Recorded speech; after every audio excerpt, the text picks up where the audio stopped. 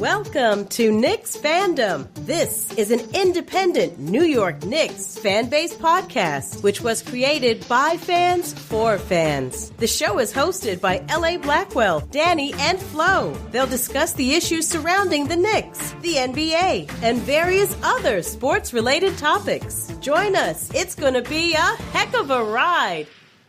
Hey, yo, that's amazing. Max Mosley, undivided, then sliding sickened. Guaranteed, made him jump like Rod Strickland. This is episode 43 of our podcast known as Knicksfandom. As always, I'm your host, LA Blackwell. Hope all the listeners out there doing great. And I'm glad to be joined by my co-host, Danny D. How you been doing, Danny D? I'm good, LA. What's going on with you, brother? I'm good, man. We're upon the NBA playoffs. It's good time. As always, it's great to be joined by my fellow coach, Flo. How you been doing, Flo? LA, I'm great today, brother. How you doing today?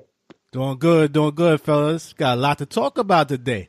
Let's get right into it for our listeners. Our first segment on today's show, Knicks Weekly Round-Up.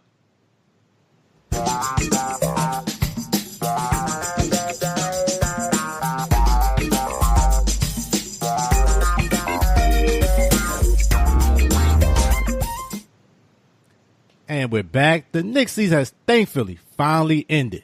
The Knicks finished the season with a record of 29 wins and 53 losses, and they have a 1.7% chance at the ninth pick in the upcoming 2018 NBA draft. Remember, listeners, they can always potentially move up or move down in lottery as well.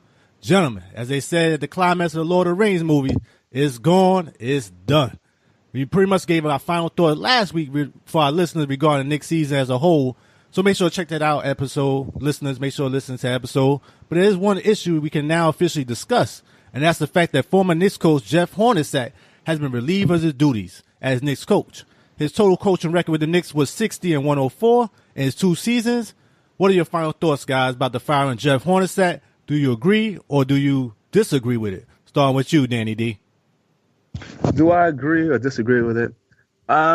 He really didn't get a fair shot. You know, under the 2 seasons, the first season he was under, I claim to fame Phil Jackson. And he had to go through that system, and things didn't work out with the triangle. This year, he really got a tough break with injuries. KP went down. Tim Hardaway Jr. went down. But you still have to show fight and effort. And like you said in the name of the game, gentlemen, this is a what? This is a business. I don't care about no injuries. I don't care none about none of that. We got to win. So he had to go. That's simple. Some players are like, oh, he was fair and things like that. Listen. You're in New York. This ain't Phoenix. This ain't Orlando. We expected to win, and we want a winning mentality. We had to get rid of him. Okay. I hear where you come from, Danny D. What you think about it, Flo? LA, I want to wish all the best to Coach Jeff Hornacek, but it had to be done, unfortunately. The problem that you have with this Knicks team was, number one, they did not do a good job defending the three-point line, and Coach Hornacek had to take the responsibility for that. Number two, he did not do a great job with his rotations. A lot of times guys get hot, he pulls them out the game and brings in someone else. Number three, this guy, Coach Hornacek, former Coach Hornacek, is definitely the level of Lance Thomas. I don't know why. Lance Thomas should never see the floor, should never put on a Knicks uniform ever again. This guy is supposed to be a great super defender, but all I see is, the so-called, the superstars just destroy him. So, plus, he's a liability offensively. Overall, with this team, it had to be done. First season, he was running a triangle because he had a demanding boss by the name of Phil Jackson that was forcing it down his throat. Second season with this team was actually really Hornacek's first year, really, where he's able to run his offensive philosophy that he ran in Phoenix. Problem with this team, they didn't play any defense really with him. And also, you have a new GM new GM and president of basketball operations, tandem, Scott Perry, Steve Mills, and they want to bring in their own coach. So this is not this guy's a leftover from the Phil Jackson era. So you know that the writing was on the wall. He had to make the playoffs and else. So unfortunately, things had to go. To me, the best part of the news is really Kurt Rambis being fired. That's more exciting to me than as opposed to Coach, Jeff Hornacek. Yeah, I was going to add that as well. The defensive guru, Kurt Rambis. I was glad to see him going, man. I I was glad. He could have left when Phil left. Go ahead, Flo. Listen, Kurt Rambis wouldn't even be able to teach a 5-year-old how to play defense. Come on, man. Oh, man. But like you said, y'all guys pretty much touched upon all the main thoughts I had regarding Jeff Hornacek. I really didn't have too much beef with him. I was actually didn't mind him coming here in the beginning. I thought he did a better job in Phoenix than he did here. But the main issue, like y'all mostly spoke about, was the defense. That really never stood up with this team. And I'm a big defensive coach. I like a coach that appreciates defense, especially in New York. That's one of our trademarks. We're one of our best teams, always defensive-minded teams. And he never really pushed that with this team. Also, the substitution pattern killed me, man. That really got on my nerves a lot of times. I didn't know why he was bringing people in, why he was taking them out. They took way too long to go to the youth movement. I know he's still trying to win games, but he should have went to them a long time ago. Too much Jack, just too much of that. And I know after KP left and he was injured, that's what happened, but should have made that movement a long time ago. I know he's trying to save his job, but at the end of the day, it still cost you your job, so it really didn't help you in that regard. Also, the other big issue was off the court. He had too many little things here with O'Quinn, with Noah. That made me very nervous going forward with him. And that you're trying to get these players come free agent-wise or these big-time trades down the road potentially, and you're really not getting that reputation of being that coach that really the other player really going to come to. I don't really understand that part. And you really got to have that type of coach in this day and age. It's really a player's league right now. And the biggest thing why I really wanted to go at this point was no identity. This team, what was this team really about? It wasn't a defense in my team, as you stated, Flo. It wasn't a great offensive team. They really didn't push the ball. They really didn't have a great thing other than this throw the ball to KP. Everybody get out the way. They really didn't get a real good identity. And after 2 seasons, even if you're going to be a losing team, you got to understand where you're coming from. Even with D'Antoni's identity, Popovich's identity, Brad Stevens, all these teams have a good identity when it comes to where they're going and what they're trying to execute on both sides of the ball. This team never showed that. They never showed the growth that you wanted, and I just think his time was up, basically, looking at it from that perspective. But anything else you want to add to Jeff Hornacek? I wish him the best, though. I had no real beef with him other than that. I think he tried his best. Like you say, he had a bad hand with the injuries. Carmelo in his situation. Big brother was watching him with Phil Jackson the first season. Just not a great setup for him over here. But, hopefully he move on and get something better down the road. Anything else you want to add to that, fella, before we move on to the next question or next segment? All right. And another issue I want to talk about regarding the head coaching situation, now that Jeff Hornacek has officially been dismissed, at least the Knicks are doing their due diligence, fellas. It has been confirmed that they are going to interview the following potential head coach candidates in the upcoming weeks. Phil Jackson, just joking, listeners, just joking. Jeff Van Gundy, he's going to be officially one of the people they're going to interview. Mark Jackson, David Blatt, Jerry Stackhouse, your man, Flo, Mike Woodson, and David Fizdale, Uncle Fizdale, we'll call him for Flo as well.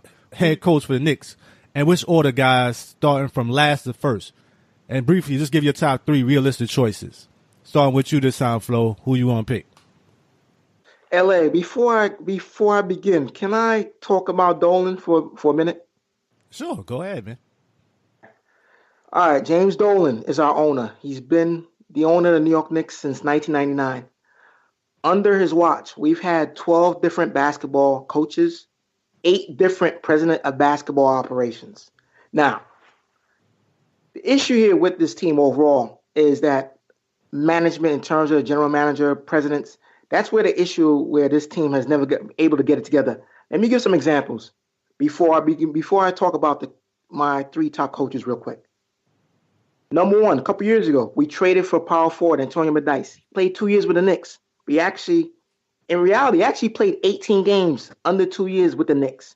Keep in mind, gentlemen, that one of the draft picks we traded out to Denver is for a player that's going to be playing in a playoff game tonight. Plays for the Houston Rockets, the best team in the Western Conference right now. Guys, ever heard of this guy by the name of Nene? 1. 2, under Isaiah Lord Thomas as GM and President of Basketball Operations. 2006, we traded for Eddie Curry.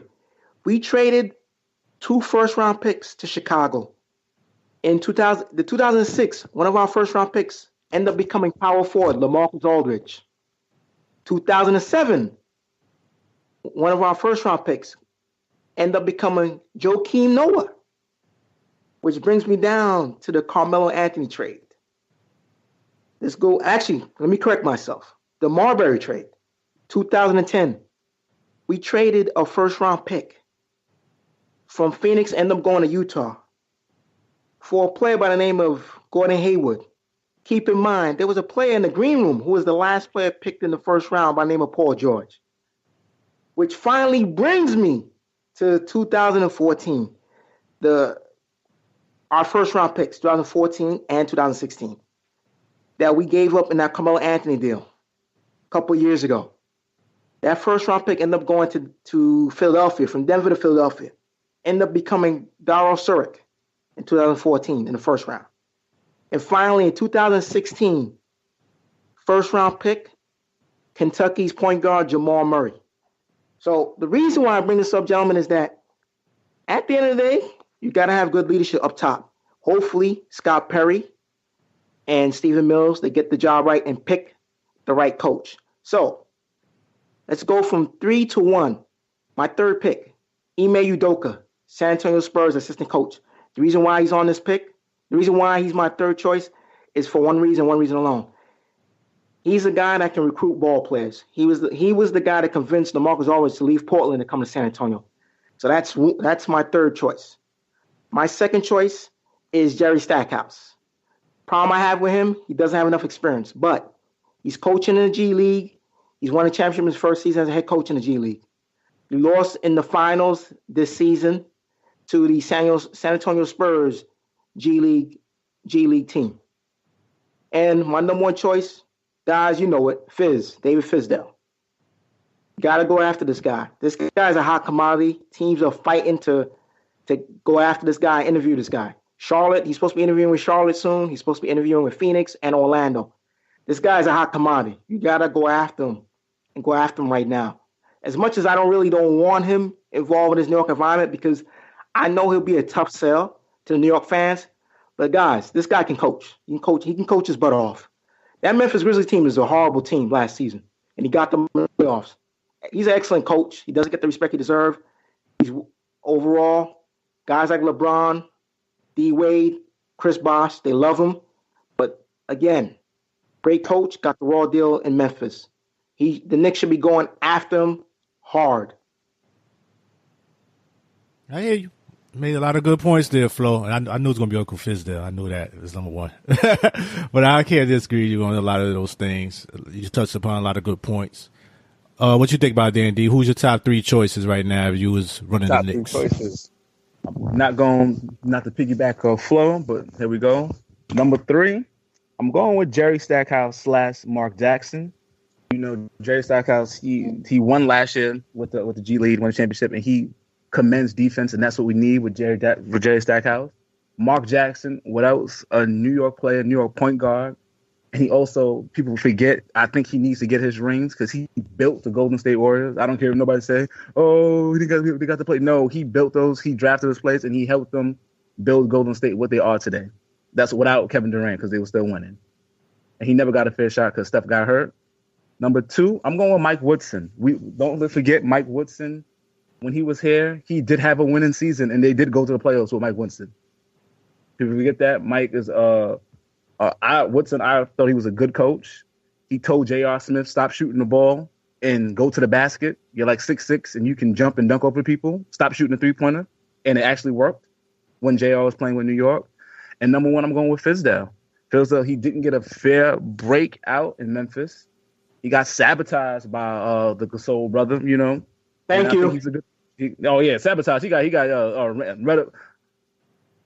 led astray, hoodwinked, and everything like that. And he can coach. And I think he'll be a good fit here if he get the right pieces. And if Scott Perry and everybody can work together, he can help us out a lot.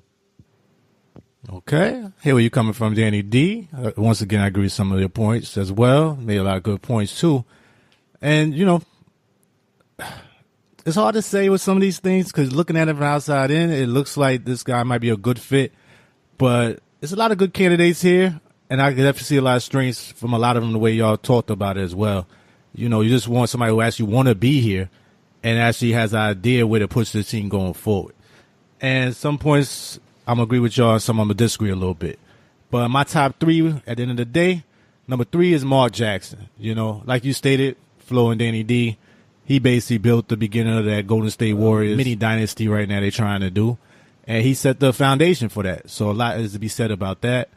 And also, he's a former Knick. You know, I like people who actually have some connection to Knicks, unlike what happened with Phil, you know. But I feel like you're going to try harder when you have that connection with this team and you know where you want this team to get back to its former glory days. So I like that part of it. He also understands New York, which is also a big thing for a lot of coaches. But my number 2 would be Villanova coach Jay Wright. I really wish they would talk to him. I feel like he could be that Brad Stevens type of thing with a little bit of Phil Jackson philosophy. He likes to do that, a lot of type of talking to his players. He's the only coach in program history to have a team ranked number 1 during the regular season. The only coach that have won 30 games in the season as well. He's also been a 2-time winner of the Naismith Coach of the Year award and 5-time Big East Coach of the Year. And I also like what he preaches. His number 1 thing when you look at his practice facility is attitude, defend, rebound, run, execute, play with pride, play smart, play hard, and play together. That's his cornerstone of basically what he rebuilt his team around. And that's all the thing the Knicks need to push going forward as well. So I think he'd be a really good fit with the Knicks, also from the East Coast. You know, all those things play a big part in it to me. But my number 1 pick is Uncle David Fizdale. I think he's a guy, you know, that's coached a lot of teams. He's been in the league for a while. He's also been a Pat Riley prodigy, you know. He's back in that system with Miami Heat. So he also preached defense as well. He got a bad take last time with Memphis. I'm not going to hold that against him too much. Once a team go against you like that with Marc Gasol, that's pretty much where you're going to go at that point. But like you stated, Flo, the season before, you got a team that wasn't even that great into the playoffs and pushed them throughout the playoffs that year. So that's the person I would want number 1 in my rankings. Anything else y'all want to go over that regarding our rankings or anything y'all agree or disagree with? No, I agree with everything. All both of you guys, I agree. Okay. You know, listeners, y'all can leave in the comment section what you think as well after the show. But that leads us right to our next segment for today, which is Behind the Scenes.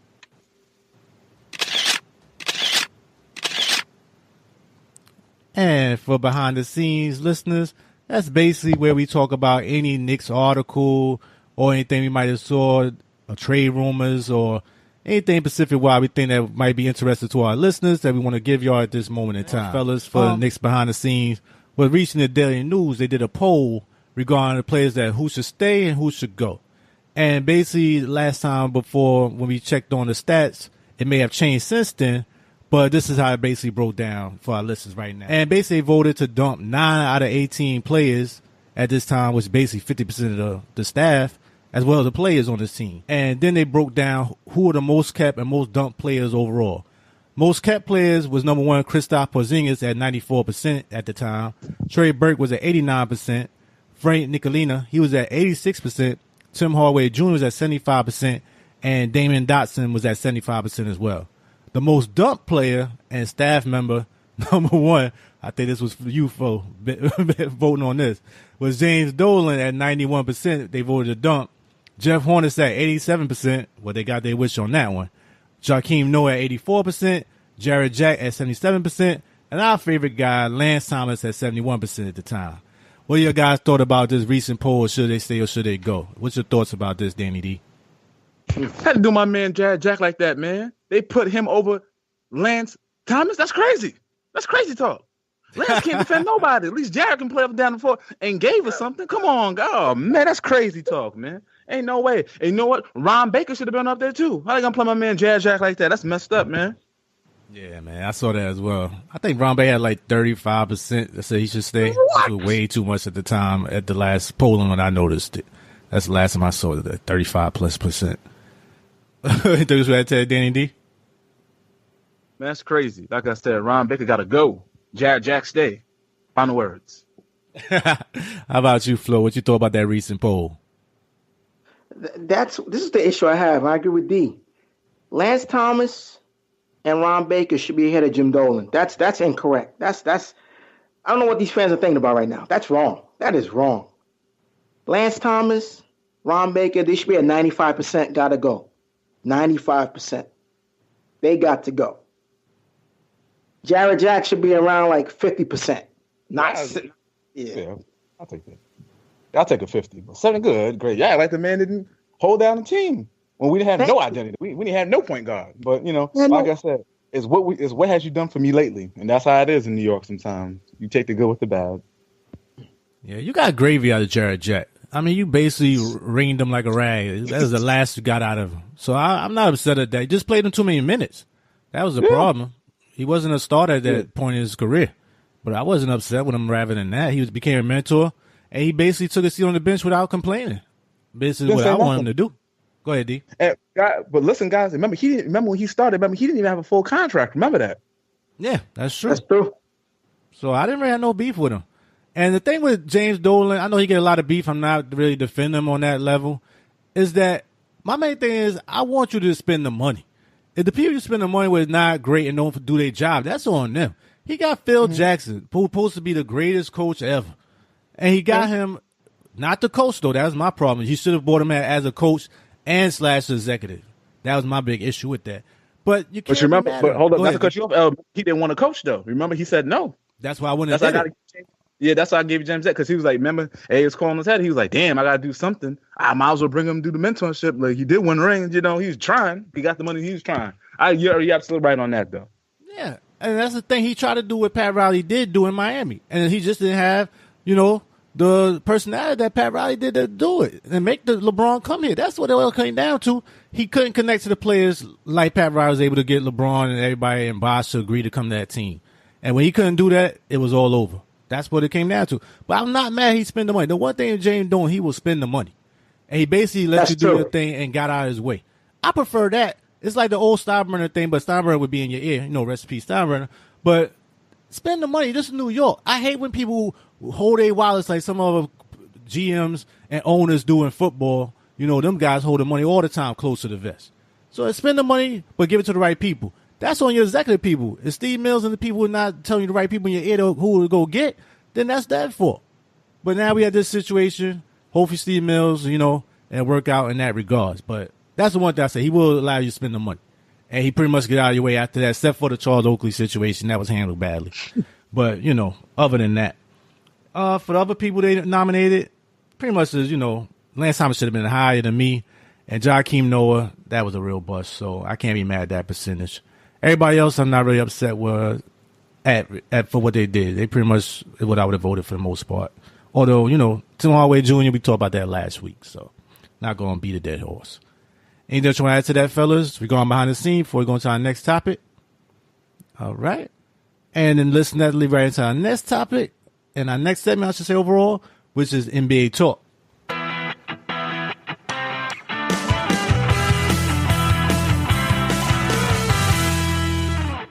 And we're back with NBA Talk. A lot to talk about, a lot to get into. First up, fellas, Russell Westbrook. Back-to-back seasons, averaging a triple-double. 2016-17, his total rebound was 10.7. Assists was 10.4. Points, 31.6. This year, 2017-18 season, total rebounds 10.1. 10.3 in assists. Points, 25.4. What do y'all guys think about that? A little overrated, or do you feel like that's still significant and we need to bring that up? Starting with you this time, Flo. Oh, no, this is special. I appreciate Russell Westbrook averaging a triple-double this season as opposed to last season. Last season, he had to do everything on his own. Remember, KD departed to go to the Golden State Warriors and try to win the chip over there. So another thing why it's so special is back-to-back seasons. Another thing why it's definitely more special is that he's got 12 stars that he's working with. And also, he's got a good supporting cast in Steven Adams. So I appreciate this triple-double season this year. It has more value this year as opposed to last season. Yeah, I concur. I totally agree with you, Flo. What you think about Danny D? Yeah, it's more special this year. Also, it shows that the knack that he also can be productive with playing with other all-stars. Because remember, that was the knack that he had before. There was he couldn't get along with KD. KD couldn't trust him. Now you can see when he has plays that he can trust that's consistent, he's going to pass the ball and also be a major part of the team to actually lead a team. Even though Carmelo thinks he's an all-star, getting up there with age, no disrespect, Carmelo, but to be an all-star with Paul George and Carmelo, Russell still maintained the alpha maintenance of the team and also was lead with a triple-double. Yeah, there's nothing to sneeze at. I mean, I know they said they padded his stats and he got a couple boards. Okay, I get that. But it was like 56 years almost between the first time he did it with Oscar Robertson, if I believe. And that's a big thing to do it back-to-back. It hasn't been done in 56 years, whether you're padding or not. People still know he was trying to go for it, and they still really couldn't stop it. And like you said, this team was a good team, but not as good as we thought they was going to be. And for him to do that on pulling the team on his back, considering all these other players been leaving to go to better teams, I give him a lot of props for that, man. You know, much respect to Russell Westbrook doing it. He shoot a little too much for my liking at time, but, you know, I'd rather you be more aggressive than too passive for me. So big shout out to Russell Westbrook doing big things. Hopefully he'll continue that in the playoff run. Also, you know, starting with that, we're going to run right into our predictions regarding the NBA annual awards. First up, I want to see what you guys think. Who should win the award? Not basically who we think will win, but who do you think, if you were voting, should win the award? Starting first, fellas, with NBA Coach of the Year. What do you think about that, Flo? Who's your pick? LA, I'm going to shock you. I'm going to go with my man, Quinn Snyder of Utah Jazz. He definitely deserves NBA Coach of the Year. Why? He lost Gordon Hayward. Hayward told Ingles he's coming back to Utah and pull a fast one and said, nah, I'm going to go to Boston. They had a talented rookie that they had to trade for in the draft by the name of Donovan Mitchell. He carried the team on his back. And with the great coaching of Quinn Snyder, he got them to the playoffs. And I didn't think this team is a playoff team when you look at that roster. I didn't believe it whatsoever. But you know what? Excellent coaching job by Quinn Snyder. Well deserved. He deserves the Coach of the Year to me, in my eye. Yeah, this was a tough category for me, too. What you think about Danny D? Thank you, Flo. I was looking at that. That's a good point, too. But I'm going with my main man, Dwayne Casey, out in Toronto. They're having the best season ever as a #1 seed. And they didn't get no major big stars to come to Toronto. And now they have one of the best benches in the league.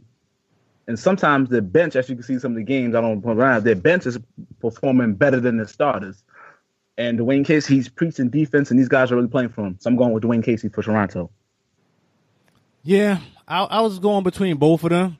And I saw where you came from with that Flow, especially losing Gordon Hayward like they did. That could have been the end of their season right there.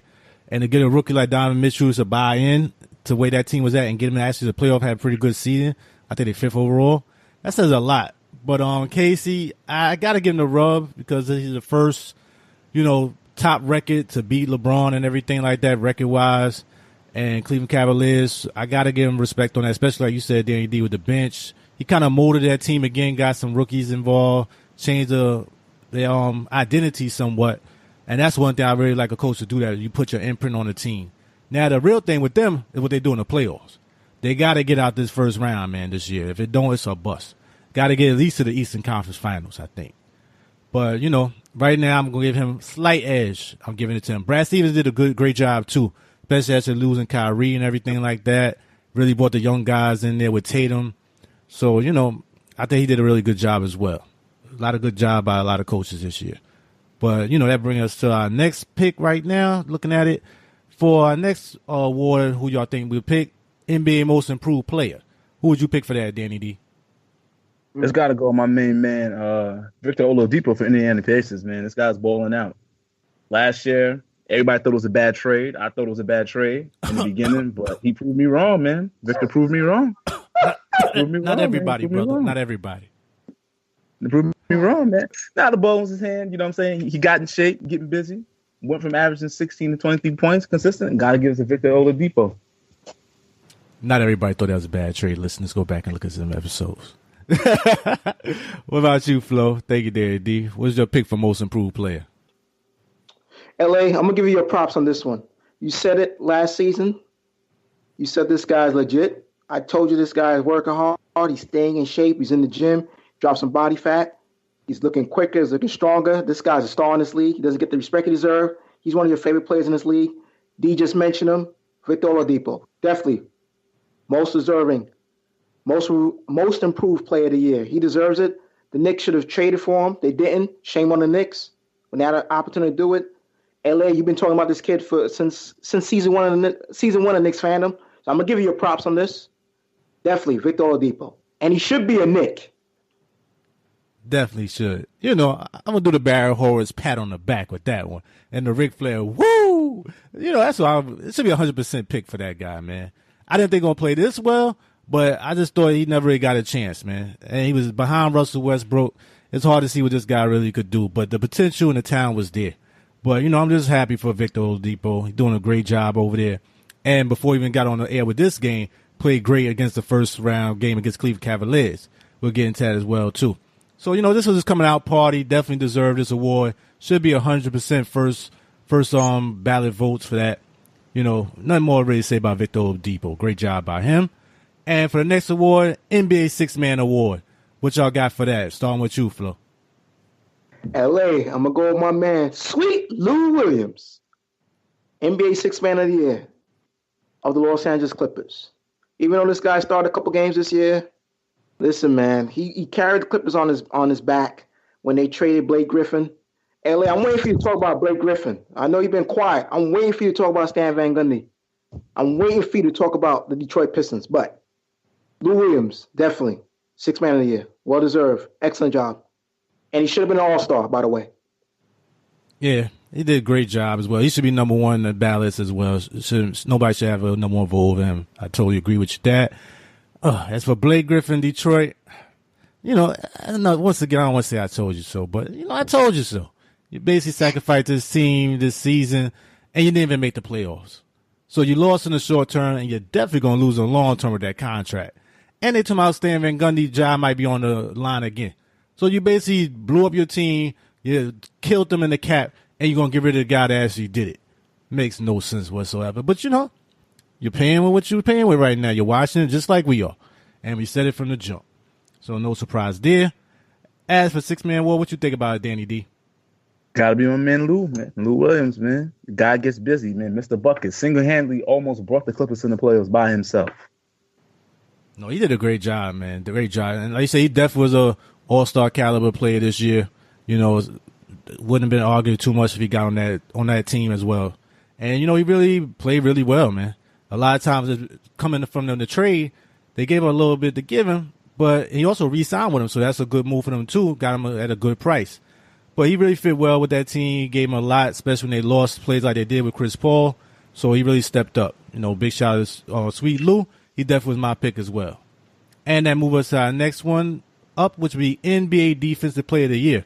That was a tough one for me too, fellas. What you thought about that, Danny D? Well, that one's a tough one. I have to go with my big man out there in Utah, Rudy Gobert, man. When he's playing, it's just a shot block and defensively rebound. He just changes the whole dynamic of the game. So I'm going with Rudy Gobert out there in Utah, man. Yeah, I hear you. I hear you on that one. It was a tough one. What about you, Flo? What you think?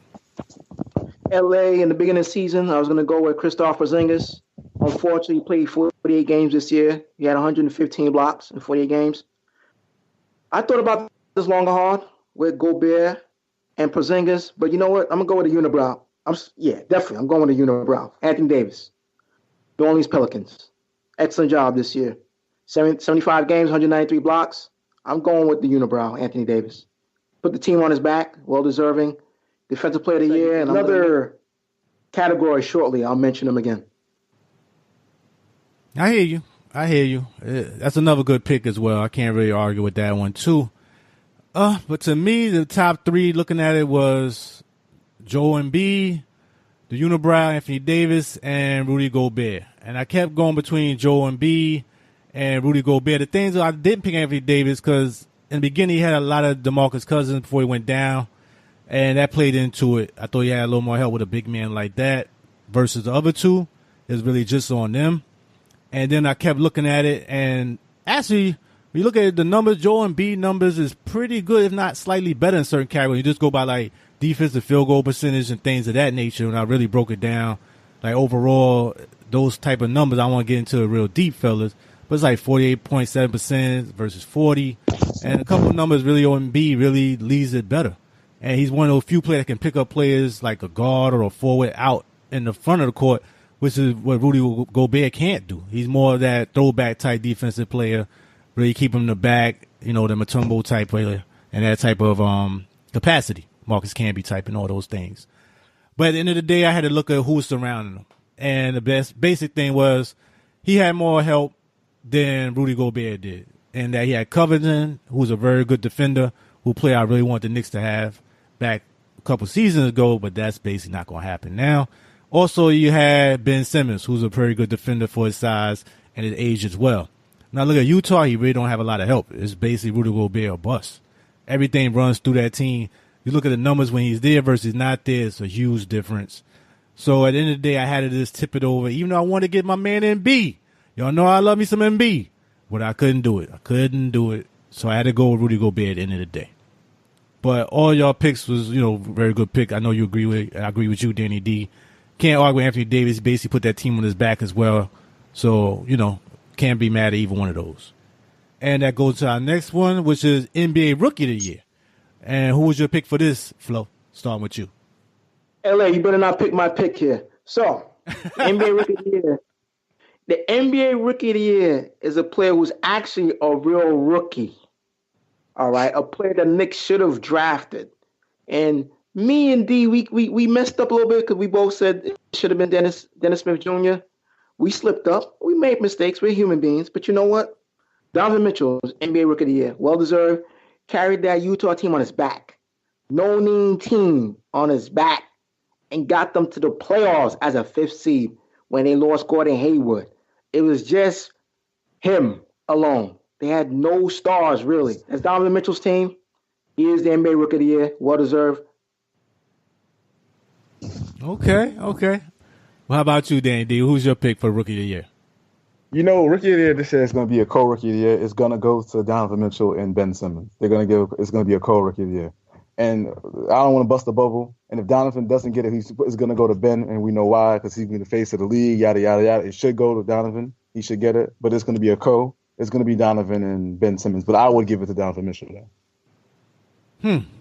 Okay. You made a nice point there, Danny D. If they do co, last time they did it was with Jason Kidd and I believe Grant Hill, correct? That might be the last time I remember. That's correct. Okay. That is correct. I like me some Donovan Mitchell. I made a big push that I think we messed up with that one. Should have picked him at the end of the day.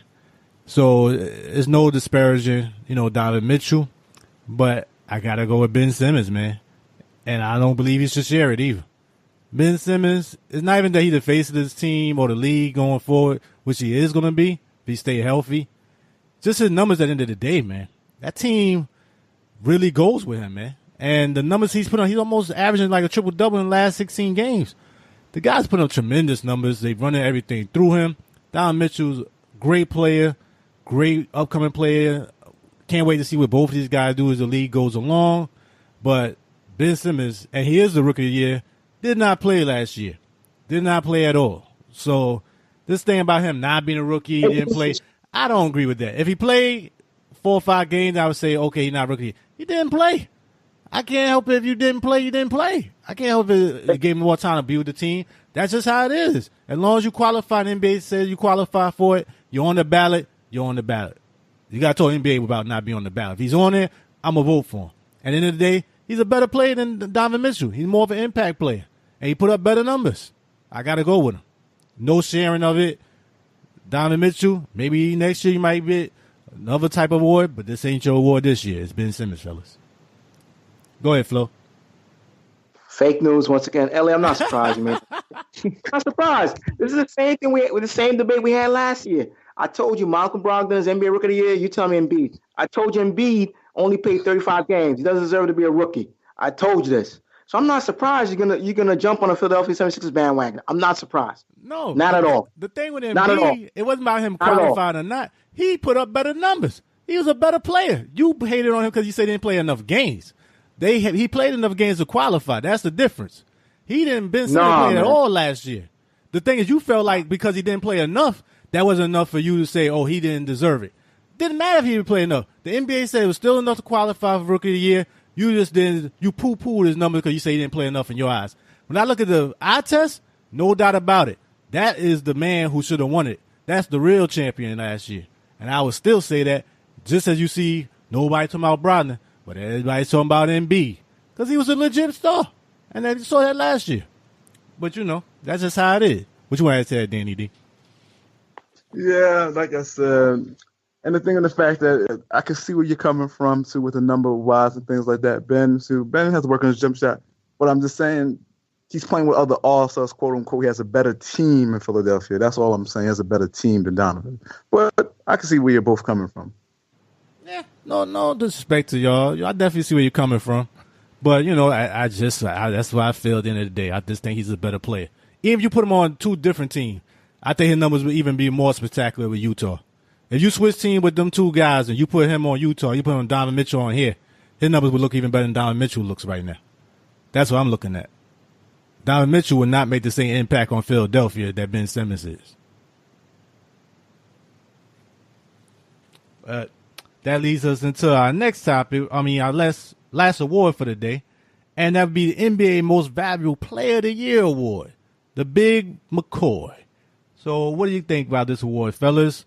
Who do you pick with this one, Danny D? NBA Most Valuable Player of the Year award.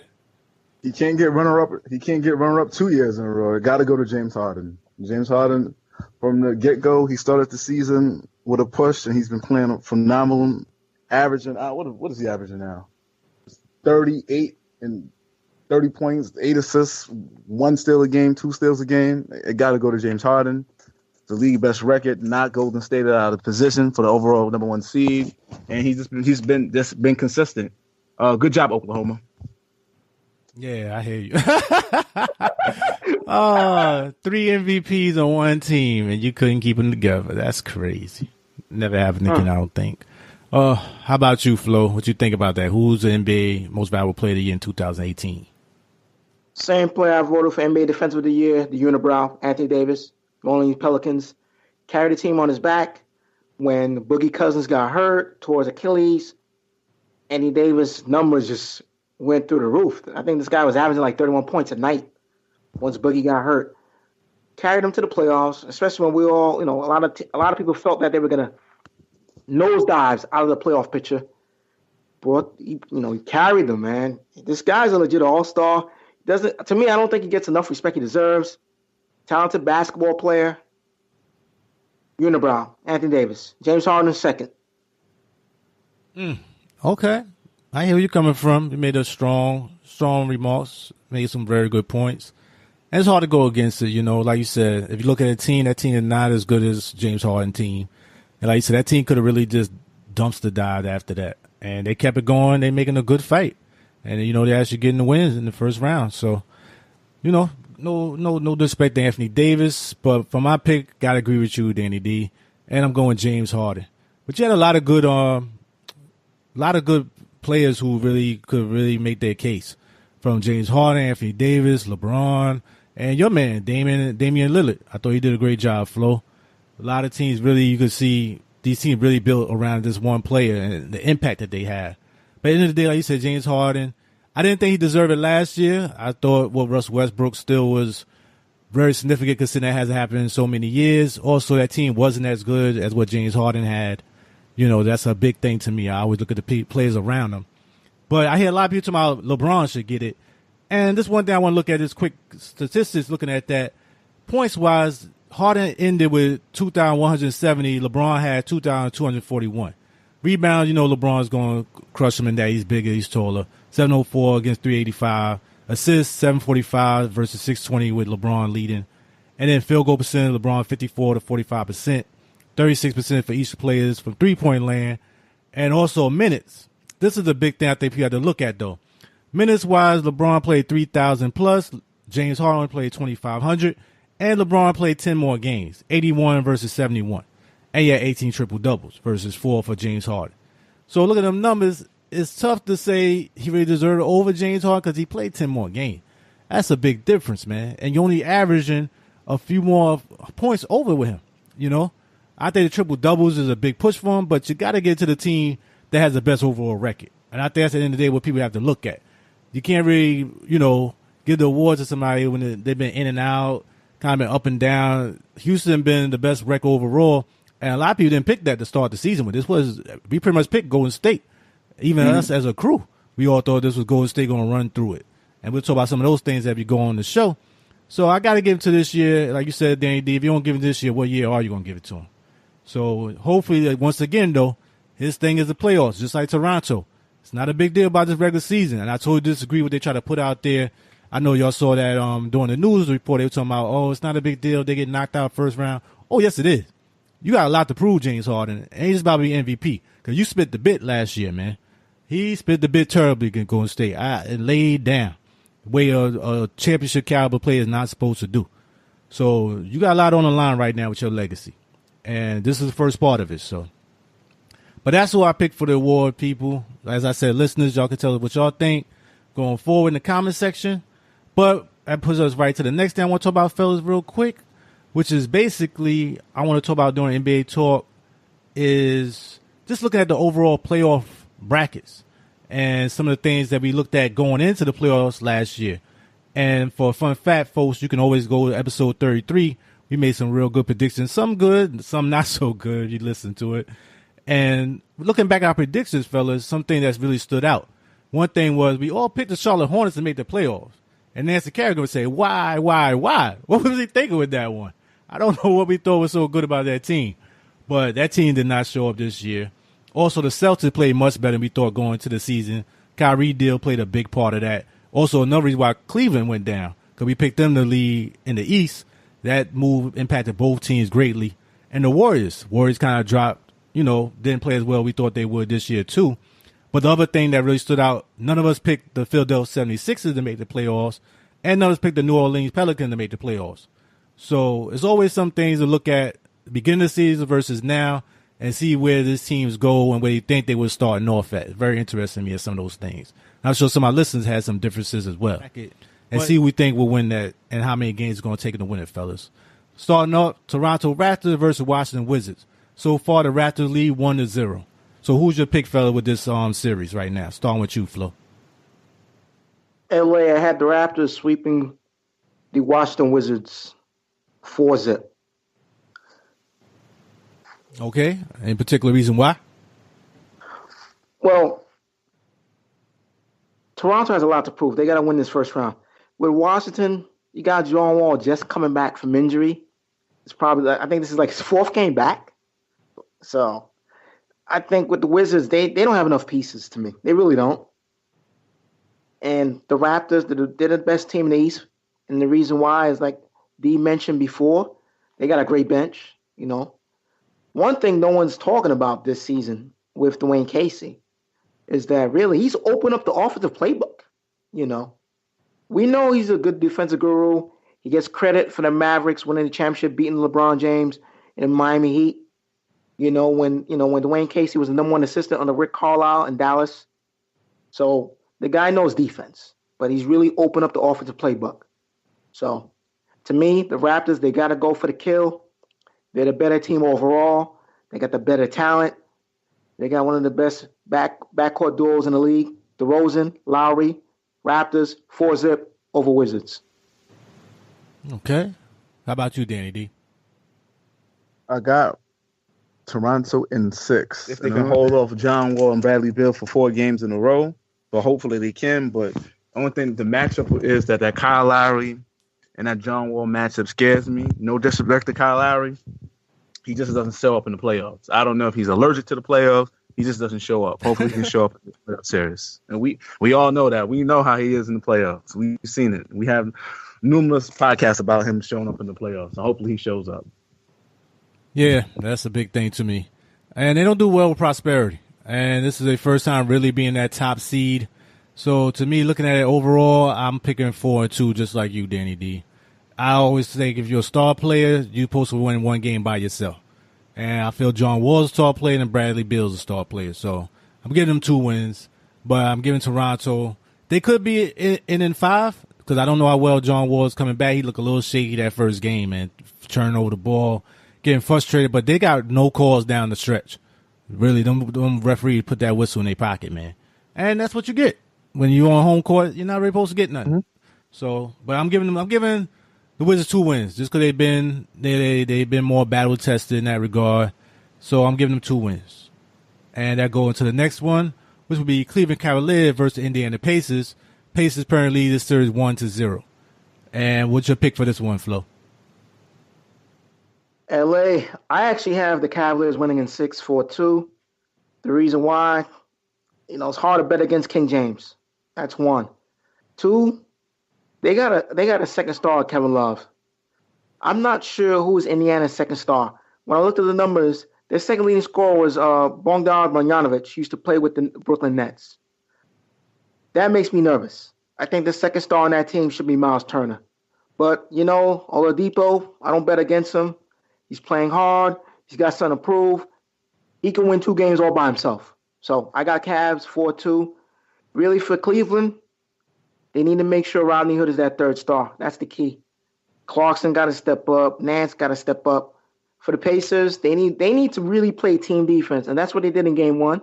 They held the Cavaliers to 80 points. Yes, Pacers won Game 1, definitely 98-80 in Cleveland. It's the only shot of them winning the series. They had to win Game 1, but I'm going to go with the Cavaliers 4-2. Okay, how about you, Danny D? Yeah, I got the Cavs in 6 also. It's the fact that they're going to set Rodney Hood and Jordan Clarkson had a bad game.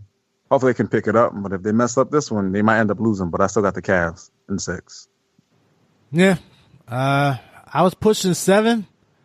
I feel like Cavs might win in 7. It could go 6. They really didn't look good this first game, but that should be the wake-up call for the Cavs. But their defense is just not great, man. It hasn't been great all season. Oh, yeah. And you can see how Oladipo is basically just dribbling and finding his spots. But the thing that makes me nervous is I seen what LeBron does. And I wouldn't be surprised they pull the old Derrick Rose thing out and start switching him on him a lot. And really try to shut him down because that team goes through Oladipo a lot. And I don't know if he can still do like he used to because he's getting older now. He's not the same LeBron like he used to be. But I'm going to go, like you said, Kevin Love is still an all-star player in this team, and Indiana really doesn't have that. And they just get shaky, man. They get shaky. I think they was able to fight through it because it was at home.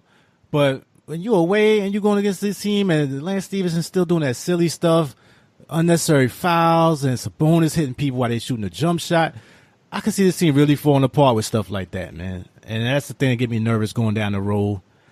I hope it might be upset, but right now I can see Cavs in 6, but I'm pushing 7. I still think LeBron going to find a way to get through it. He ain't getting knocked out first round. Not with this team. I'll be shocked if he does. But, they made it interesting so far at least. And, fellas, that brings us right to our next one. And that in regards would be the Philadelphia 76ers versus Miami Heat. So far, 76ers leading 1-0. What's your thoughts about this one, Danny D? I got Philly winning, but I think I got Philly in 6 or 7. And because I looked at that game too, Philly played good. They blew them out in the second half. But what is Eric supposed to do? Why is Whiteside not playing? I don't know. They had beef all season, man. Because he's been complaining a lot about his playing time. He only played 12 minutes. Yeah, that's been a back and forth thing, man. Because he's been very frustrated. I saw a couple of times in the newspaper, he's like he didn't understand it, why he getting so little bit amount of minutes. But there's been some issue with him not playing defense like he should. I heard some locker room stuff, so I wouldn't be surprised he's out of there next year, though. Well, we need to take him. We'll take him, but I don't know about nothing that big contract though. But that's why I said I could see Philly winning. But if Eric's supposed to coach and how he's posting things like that, they could beat Philly if they tried. But coaching Eric's supposed to, he's taking stuff too personal. You got, what I'm saying, it's different people, personal and professionally.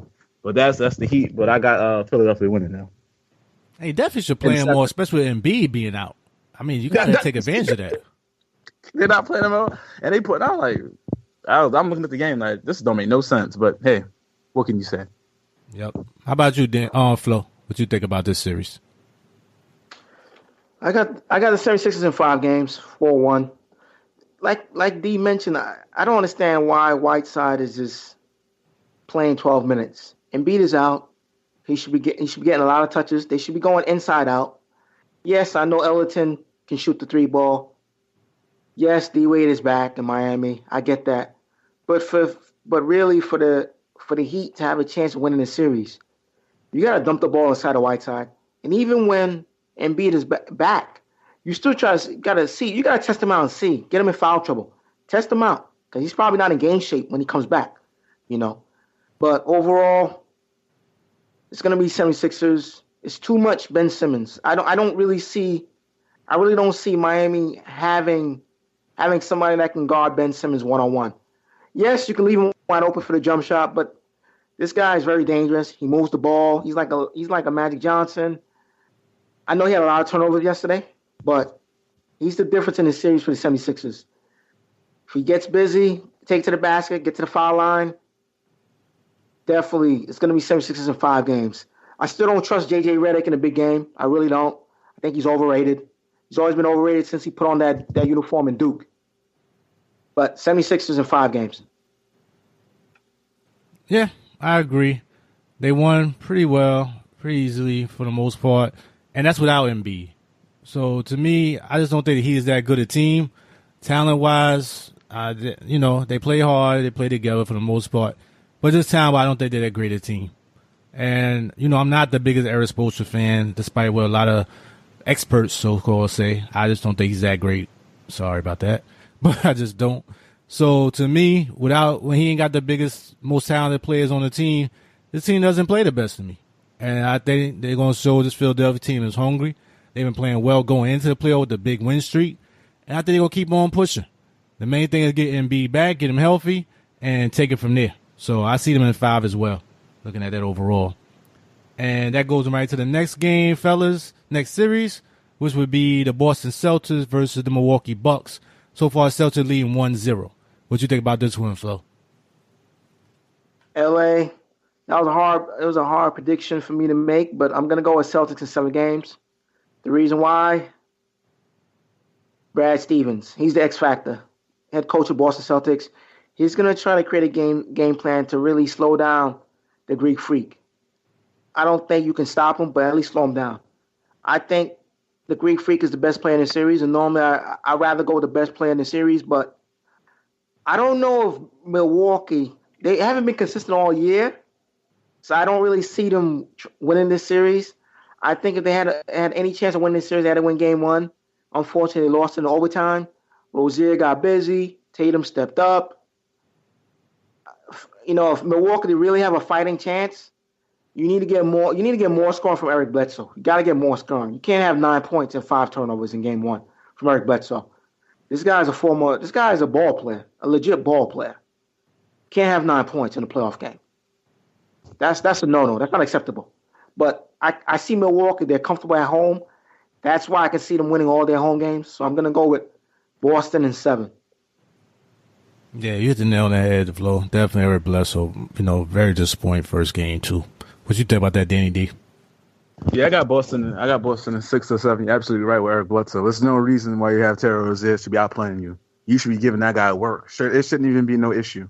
Even you posting up and going to the ring, this dude shouldn't be able to stop you at all. You should more than 9. You should average at least 25 or something like on Terry Rozier. He can't defend you. But you're absolutely right on that. But I do got Boston winning in 6 or 7.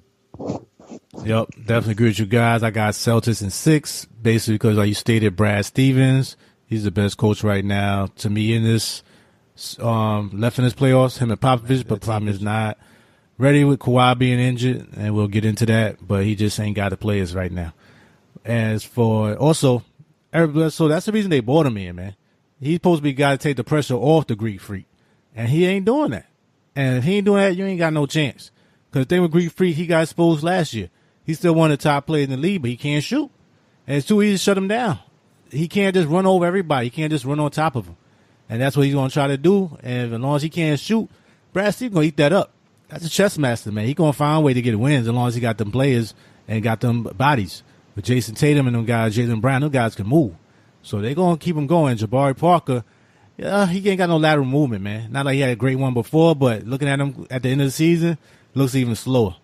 So I don't like that matchup. I see the Celtics in 6, and I think they'll find a way to get through it.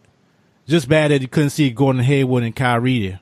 I really see what this team could do at full capacity. That's the only thing.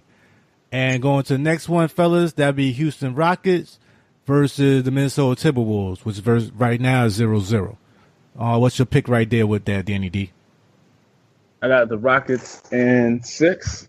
I see it's too much scoring power for the Timberwolves to go through, and they barely got into the playoffs, beating Denver. And hopefully, if they can try to slow it down with Cat and these guys to slow it down, and Jimmy Butler coming back from injury, coming back healthy, they can put up a fight. But I got Houston in 6. Okay, how about you, Flo? LA, I got the Rockets in 5 games. I'll give Minnesota 1 game at home because I can see Cat Williams I'm sorry. I apologize. Not the comedian Cat Wood. I'm sorry. I meant to say Cat, Karl-Anthony Towns, and Jimmy Butler. I can see these guys going off in one game at home. I can definitely see them going off, dropping at least 25, 30 points each in one game. For Minnesota to have a fighting chance, they got to win game one tonight. I don't see that happening. I think it's the Rockets. They got to get out of the first round. To me, if the Rockets don't win the first round, Mike D'Antoni should be fired. Straight up, he should be fired. I've said it. I said it from day one since we started this podcast. We've had Mike D'Antoni as head coach of the New York Knicks. His scheme is great for the regular season, but he is a terrible playoff coach. He did a horrible job with Phoenix when he, against the Spurs in the playoffs. I don't think he's a good playoff coach. I think he is an offensive genius. That's what I think Mike D'Antoni is. He is an offensive genius. He should be an offensive assistant in the NBA. He's not a head coach. And sooner or later, I'm going to be proven correct. So I'm not even worried about that. So Rockets in 5. Too much firepower. They have too much firepower against Minnesota.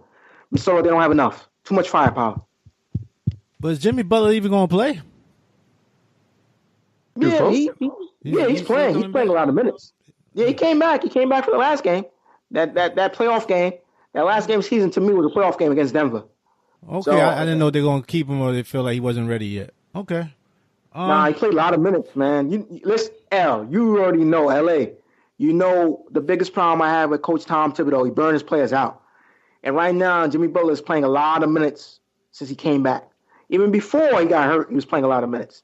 So yeah, but I wasn't sure they're going to do like they did with Steph Curry, try him out and then see maybe wait till the next round. But they can't afford to do that. No. They can't afford to do that. I get you.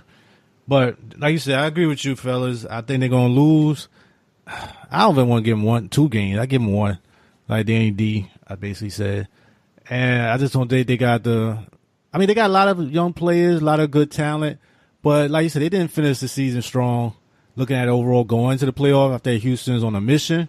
And then they got a lot of firepower, Houston, man. A lot of firepower, number shots going in. Only thing with them, you live by the 3, you die by the 3. So that's the one thing you have to worry about with them. But I don't think it's going to be with Minnesota. Most, I give them 2 games, but I feel like Houston going to win in 5. I don't see anything really a big significant difference there. Also, with Jimmy Butler being hurt, I think he's just coming back, like you stated. So I'm not expecting much out of him right now either. But we'll see what happens as that series goes along, which puts us to our next series, Oklahoma Thunder versus Utah Jazz. Currently in the playoff right now, looking at the playoff score right now is 53-62, with the Jazz are behind currently to the Thunder, and it's third quarter, I believe. What do you guys think about that series and where you see where that going right now? Starting with you, Flo. LA, I got the Thunder in 6, 4-2. Pressure's on for OKC. They got to re-sign Paul George. Carmelo, since he was a Knick, he's only been to I believe he's only been to the second round once as a Knick. He's been, he's made the playoffs. Pressure's on. Definitely pressure's on in OKC. They got to win this first round series. They got to get out of that first round. I'm giving Utah 2 games. The reason why, Donovan Mitchell, their head coach, Quinn Snyder, and Rudy Gobert. I can see Utah definitely winning Game 3 and Game 4 at home. I could definitely see them winning Game 3 and Game 4 at home, tying the series at 2 if Oklahoma City do their job and win the first 2 games. But once again, like I said, Thunder and 6, have a lot of respect for the Utah Jazz organization. They're going to win 2 games. I definitely think they can win 2 games easily. But for them to really have a shot at winning this series, they got to win Game 1. But Thunder, 6, pressure's on. Got to resign Paul George. Thunder. Thundercats. Ho! That's how you go. What you think, Danny D? What you think? Yeah, I got the Thunder in 6 also. I just say that Russell Westbrook, Carmelo, and Paul George, they've been in the playoffs. It's a seriousness. No disrespect to Rubio. You know how I feel about him. Just saying. Got Thunder in 6. That's Flo guy, man. That's Flo guy. Gonna be some problems right there. That's disrespectful, man. Gotta agree with you, fellas. I got Thunder in 6. I think it's too much veterans, too much firepower. Young guys just making it there is a big push for them. It's gonna be good for them down the road, get that experience.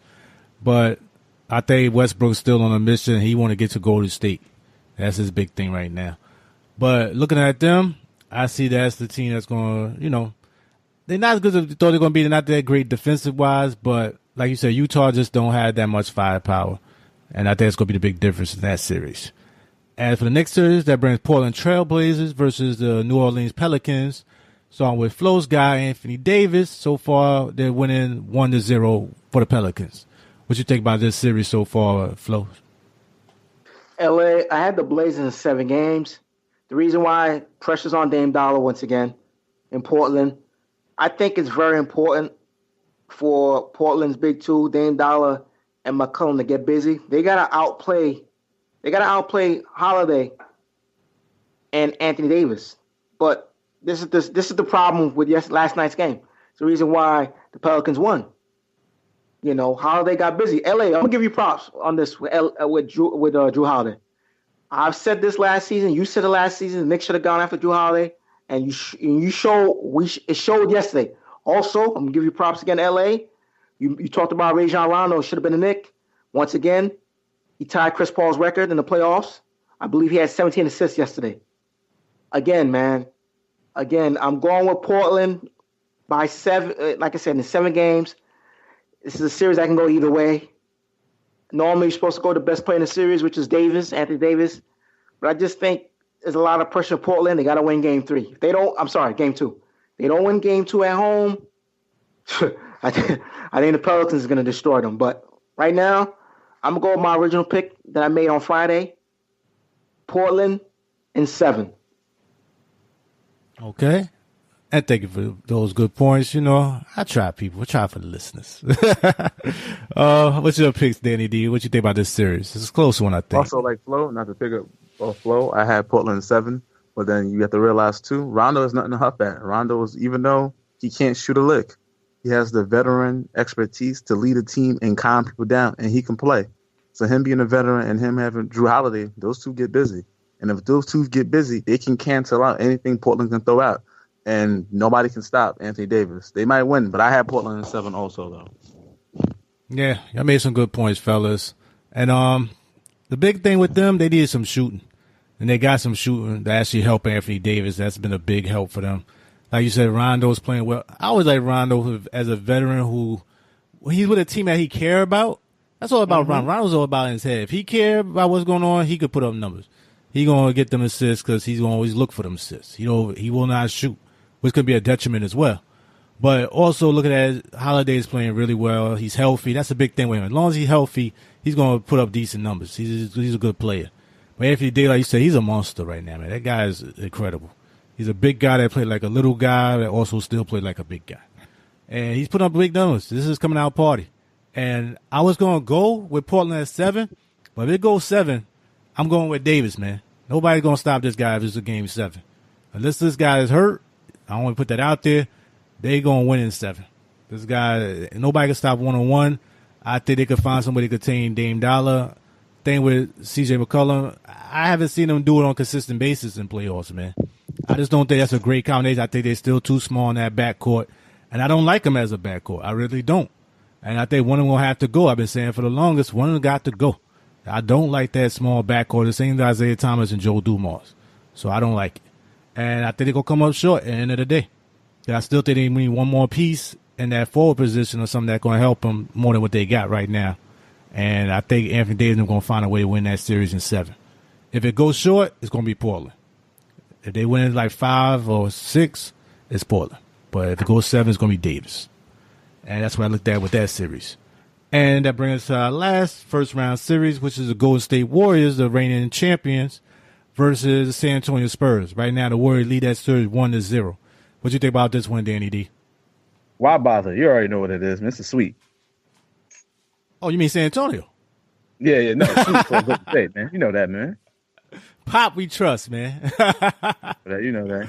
Ain't no coaching in the world, man. Oh man, long nights for San Antonio Spurs. I'm guessing you mean the Golden State Warriors. Yes, sir. Okay. How about you, Flo? What you got in that first round series? LA, no surprise. No Kawhi, no problem. Golden State, sweep. Golden State Warriors fans, pull out the brooms. 4-0 over the Spurs. Spurs had no business making the playoffs. They made it. and they deserve to get their butts whooped. And you know what? Shame on Pop. I blame you, Pop. I definitely blame you. You led that team meeting, try to telling your players, "Oh, Kawhi, you should play this and that. You're not hurt, blah blah blah." If the man said he's hurt, he's hurt. I said it in the previous episode. If the man is hurt, he's hurt. You got to respect that. And you putting pressure on him. So you know what? I don't want to see Kawhi play another game in the San Antonio Spurs uniform. You know what? I want to see Kawhi in the Knicks uniform. That's what I want to see. Spurs, they don't deserve Kawhi. And Kawhi, you're not happy there. You know what? Come to New York, man. Your doctors are in New York. Come to New York, man. You get treated like a king in New York, man. Definitely. I'll pick you up from the airport, matter of fact. Definitely, I'll pick you up. You know, they don't have no respect for you, San Antonio. The fans have no respect for you. The organization has no respect for you. So you know what? Come to New York. Spurs, get that butts whooped. 4-zip, Golden State. Let's go. It's tough, man. Even with Seth Curry not playing, I still thought they'd get more of a fight, and they just ain't got the weapons, man. They really don't. And I normally would give them one win just because of Pop. I figure he'll find some way to scrape one out. But I'm not a big fan of what they got left. You know me and Aldridge. Excuse me. I'm not that big fan of his leading the team, and basically what you're going to have to do. And I just don't think they got enough weapons with that team right now. Also, you know, Ginobili, Parker, them guys are old now. And it's sad on some level, but you got your wins, you got your championships, and this will happen to all these teams after a while. And at the end of the day, Golden State's got too much firepower. Even when they're not playing their best, as long as you got KD, you got Draymond Green, you got Iguodala, Thompson, it's just too many weapons for that team, man. Way too many for them to handle. And I see them same thing, fellas. Bust out the brooms. Most are getting one, but I think it's Broomhill the time, people. But that's pretty much our first round series, guys. We'll come back here on the air, let them know how we doing, where it's going series-wise, what we got right, what we got wrong. Listeners, y'all can let us know in the comment section as well. And that brings us to the end of our show. Anything else y'all want to talk about regarding NBA talk, fellas? If not, that'd be the end of the show for today. How about you, Phil? LA. Go ahead. Yeah, one thing we forgot to mention, I don't know if you guys realize, Michael Jordan, the owner of the Charlotte Hornets, he hired Mitch Kupchak to be his GM. I believe on Sunday he hired him. Last week Sunday he hired him. And Mitch Kupchak's first move was he fired former Knicks assistant Steve Clifford. So that's another head coaching vacancy that's available. I know that the Hornets do want to interview David Fizdale. He's a hot commodity, like I stated before in a previous segment. So let's look out for Charlotte. Let's see what they do. I'm hearing rumors they're thinking about trading Kemba Walker to Detroit. We'll see if that happens or not. But you know, the Hornets, they got some issues over there. They got more problems than the Knicks, believe it or not. You know, they got more problems than the Knicks. So we'll continue to see what's going on over there. And also, your guy in Atlanta, they gave him permission to coach. What's the Atlanta coach, Flo? Mike Budenholzer, former Spurs assistant Mike Budenholzer. Yes, they allowed him to talk to Phoenix Suns, which I was shocked about as well. You let us know about that one. We spoke about that privately. I don't know why you really would do that, because then you ain't got much else going for that team right now. What you thought about that? Where, Atlanta? Yeah. Where, Atlanta or Phoenix? Why Atlanta would allow them to do that at this point in time? That don't make any sense to me. It really don't. But with Phoenix, that's going to be a nice coaching vacancy. The reason why I say that, the Phoenix Suns have 7 first-round picks in the next 4 years. They got 3 first-rounders in this year's draft. Remember, their own pick, which potentially could be number 1. They got another extra 2 picks in this first round. The second pick is the Eric Bledsoe trade from Milwaukee. So they have Milwaukee's pick. So to me, Phoenix is going to be a hot coaching job. The only problem I have over there, people criticize James Dolan. No, James Dolan is not the worst owner in NBA basketball. No way. No way possible. Robert Sarver is the worst owner in professional basketball. That's the Phoenix Suns owner. You got to give Dolan where credit is done. And with one thing, LA, you mentioned about James Dolan is that he will stay out of the way. He will sign the paycheck and stay out the way. Robert Server, he's too hands-on. He wants to get too involved. This guy's a horrible owner, man. I don't even know why. Adam Silver, you're the commissioner of the NBA. You need to tell this guy to step down and sell the team. Seriously, man. This guy's horrible as an owner. But to me, that's a hot coaching job, the Phoenix Suns job to me. 7 first-round picks in the next 4 years. 3 first-rounders in this year's NBA draft. Yep, I agree with you. It's got to re-sign their players. That's a big thing. You can't let Devin Booker just walk away. Got to re-sign him and get another star player there. Maybe Boogie if he come back healthy.